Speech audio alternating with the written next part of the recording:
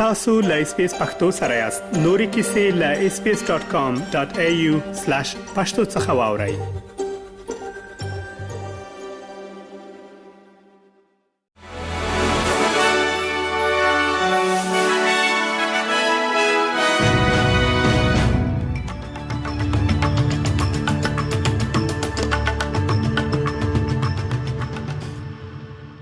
سلامونه ستړي مشئ. نن پنځشنبه د 2018 کال د جولای د میاشتې 9 نیټه ده چې د چنګاښ د میاشتې له 13 نیټې سره برابرېږي. تاسو د SBS پښتو څخه د نن ورځې خبرونه اورئ.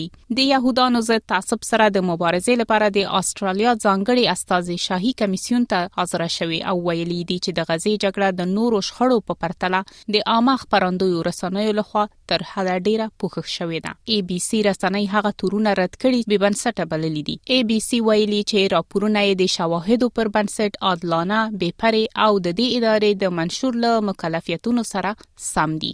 SBS هم یو اعلامیه خبره کړې ده چې د قوي اداري معیارونو، خپلواک شکایتونو پروسو او په ټوله استرالیا کې د ټولنو سره د دوامدار ښکېلتیا لخوا ملاتړ شوی حقيقي، متوازن او بی‌طرفه ژورنالیزم ته د خپل ژمنې ټینګار کوي. جیلیان سیګل پلټنې ته ویلي چې د هغې په باور د غزې جګړه د استرالیا د عامه خبرندویو رسنیو لخوا له تناسبه زیاته پاملرنه ترلاسه کړې ده. But there are also lots of important issues around the world. There are major famines. There are other wars that we don't hear about at all in Africa. There are, other major global concerns. And during the period that we're speaking of, the Gaza conflict, it's the perception of the Jewish community feeling constantly that they are being faced with reporting about the Middle East, about Gaza. د هند صدر اعظم نریندرا مودي نن سهار استرالیا ته د خپل څو ورځني سفر په لومړی رسمي پروګرام کې د استرالیا او هند د اقتصادي نقشې په یو غونډه کې وینا وکړه. د استرالیا د هندي ډایسپورا زرګونه کسان په ملبورن کې د نوموړي لپاره یو پلان شوی ټولنیز غونډه ته راټول شوي دي. د بشري حقوقو ډلو لکه د بخښنې نړیوال سازمان مودي په هند کې د ژوند د کچې د ټیټوالي، د ترهګرۍ ضد قوانینو لاره، د خبريالانو او اکاډمیکو کسانو په نښه کېدو او همداراز د مذهبي لږکیو په ځانګړي ډول مسلمانانو او عیسویانو ضد کړنو له امله غندلای دی. خو د استرالیا د څو کلتوري عملی شبکې مشر روی کرشنا مورتی وايي ښاغلی مودي توانېدلی دی چې هندي ډایسپورا په داسې ډول سره یو موټی کړي چې بل هیڅوک یې نشي راټولولای.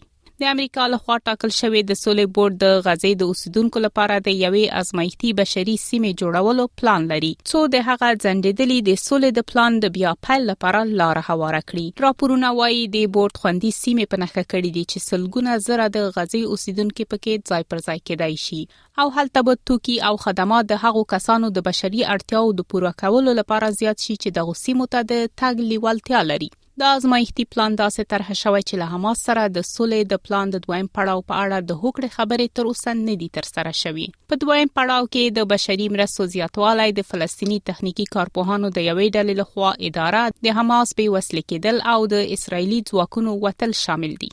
غزه لا هم د هغه 2 کلنۍ جګړې لامل بشپړه ویجاړه پاتې ده چې د 2023 کال د اکتوبر په 9 پر اسرایلو د حماس په مشرۍ د بریدونو لامل پیل شو.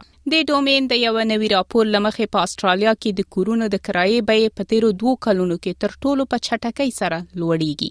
سیدنی، برزبن، کانبرا او داروین تر ټولو ډېر اغیزمن شوي ښارونه دي. په داسې حال کې چې په ټول هیواد کې د کرایې لپاره د تشو کورونو کچه یوازې 1% ده. ډومین موندلې چې په تیرو 3 میاشتو کې د کرایې بیې تر ټولو ډېر په سیدنی یعنی 4% لوړې شوې دي. په منځني ډول په سیدنی کې یو کرایه ورکونکي د مارچ او جون ترمنځ $50 زیات ورکوي.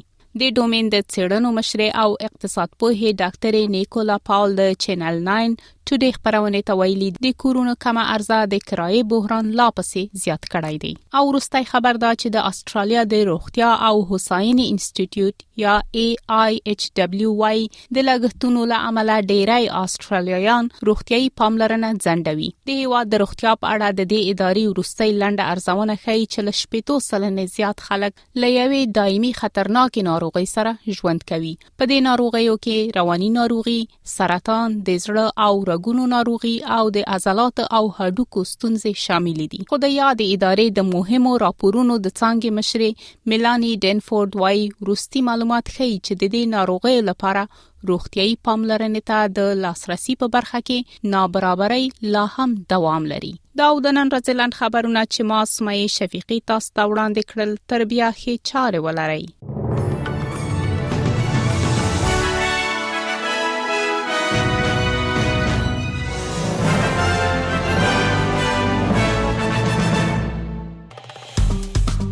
که غواړئ دغه سنوري کیسې هم واورئ نو د خپل پودکاسټ، ګوګل پودکاسټ یا هم د خپل خوښي پر پودکاسټ یې واورئ.